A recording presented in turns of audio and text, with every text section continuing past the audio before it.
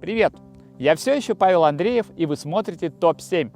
Но сейчас я нахожусь в полях Тверской области, а значит, этот выпуск будет вести кто-то из тех классных ребят, кто до этого был за кадром.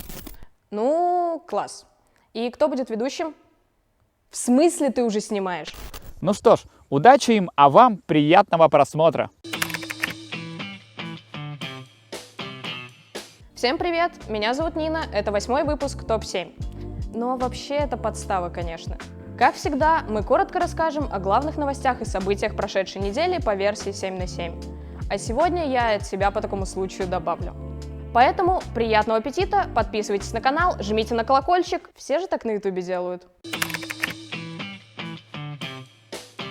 Главная новость недели. Хотя для кого-то это главная новость последних 2 лет. Правительство Архангельской области расторгло соглашение о строительстве полигона для московского мусора на станции ШИИС. Я несколько раз была в лагере протестующих на самом ШИИСе. В Сыктывкаре я ходила на митинги против строительства полигона. И сейчас я хочу поздравить всех, кто защищал свои земли от московского мусора с этой победой. Да, это решение еще не окончательно ставит крест на строительстве полигона, но это важный шаг. Все подробности и последствия расторжения договора вы можете прочитать в статье на «Семерке», ссылка, как всегда, в описании. Главное, что показала нам эта история, протесты работают. Даже в России, прикиньте. Важно объединяться для решения проблем и борьбы с несправедливостью. Важно высказывать свое мнение до тех пор, пока тебя не услышат. Важно поддерживать друг друга и верить в лучшее. Иногда нам только это и остается.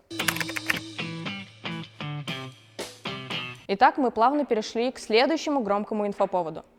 Нет, сейчас мы будем говорить не про Ефремова, про него мы поговорим чуть-чуть попозже. Несмотря на то, что в ситуации с ШИИСом здравый смысл вроде как возобладал, то в случае с Юлией Цветковой мы снова видим весь абсурд в работе нашей судебной системы. Активистки предъявили обвинение в распространении порнографии и гей-пропаганде. Теоретически Юля может на 6 лет сесть в тюрьму за рисунки женских половых органов. Вот только вдумайтесь в то, как это звучит. Получается, что в России, если ты рисуешь член на заборе, то это максимум административка. А если вагину в интернете, то все. Все это дело, которое началось еще в прошлом году, абсолютный бред и имитация борьбы за нравственность. Можете найти сообщество «Монологи вагины» ВКонтакте и сделать выводы сами.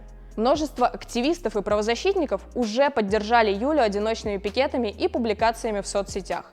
Погуглите хэштег «За Юлю» и используйте его сами, чтобы поддержать девушку, чья жизнь может быть сломана лишь из-за того, что она занималась просвещением. Сегодня мы выбрали для вас полезную статью про магазины Zero Waste. Это тип магазинов, где продукты продаются без упаковки, это все для того, чтобы снизить количество мусора. Магазины без отходов – совсем молодой формат для регионов. Да и вообще термин «осознанное потребление» не для всех знаком в нашей стране, согласны? Из статьи вы узнаете истории 4 магазинов из Сыктывкара, Кирова, Петрозаводска и Архангельска, познакомитесь с их владельцами и тем, как у них обстоят дела в период коронавируса. Адреса магазинов, кстати, там тоже есть. И теперь, как и обещала, про Михаила Ефремова. Репутация очень плохая. Обвинение хоть в карцер пихай. Если вдруг вы не в курсе, то рассказываю. Актер был пьян, сел за руль, вылетел на встречку в центре Москвы и попал в аварию, в результате которой погиб водитель другого автомобиля Сергей Захаров. Ну, что тут можно сказать? Водка! Плохо! Водка! Плохо! Плохо! Без шуток. Ситуация страшная. Ефремов убил человека и уничтожил себе остаток жизни. Эту новость обсасывают со всех сторон уже несколько дней, как по федеральным каналам, так и во всех соцсетях. Вот так, например, отреагировала дочь актера, когда о происшествии только стало известно. И ее уже тоже затравили в соцсетях. Несмотря на случившееся, глупо отрицать, что Михаил талантливый артист. Выпуски проекта 2011 года «Гражданин-поэт» до сих пор смотрятся мощно, а в связи со сложившейся ситуацией вдвойне грустно. Особенно выпуск под названием «Спасибо, что бухой». Я не люблю единую Россию и всех, кто дал себя употреблять, привычных и к насилию, и к бессилию, и к травле, и к затравленности, и выдачу бабла электоратам. Естественно, Ефремов должен быть наказан согласно закону. Садиться за руль пьяным нельзя абсолютно никому. Нет уже больше никакого Ефремова. Предал я всех.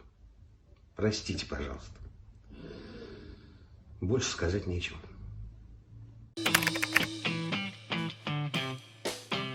Я рада представить вам Анатолия Курбатова. Анатолий является координатором движения «Красивый Киров». Это проект инициативных граждан за улучшение качества городской среды, который решает реальные проблемы и действительно влияет на жизнь в городе. Например, в своем новом посте Анатолий рассказывает, почему Киров остался без новых троллейбусов и автобусов. Кстати, сейчас на нашей платформе зарегистрировано 1817 блогеров. Присоединяйтесь к 7 на 7, пишите о том, что вас действительно волнует. Возможно, именно вы станете следующим блогером недели.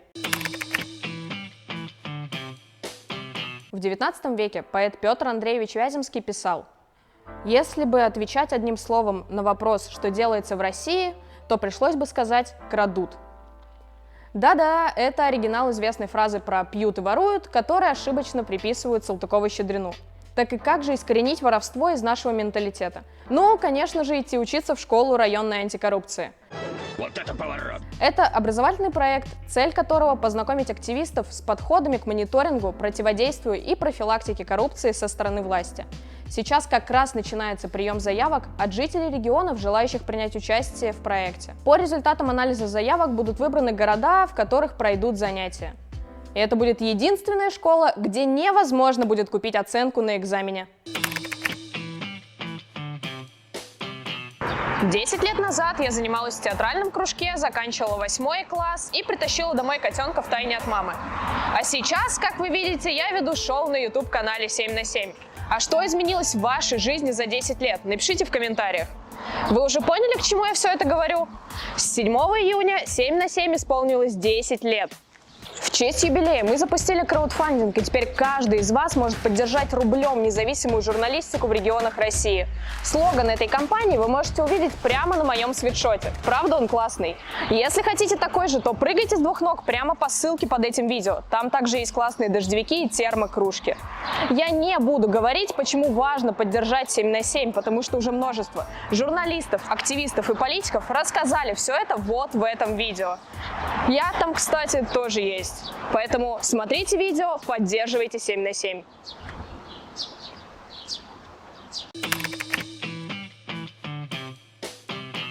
Чему мы научились за эту неделю?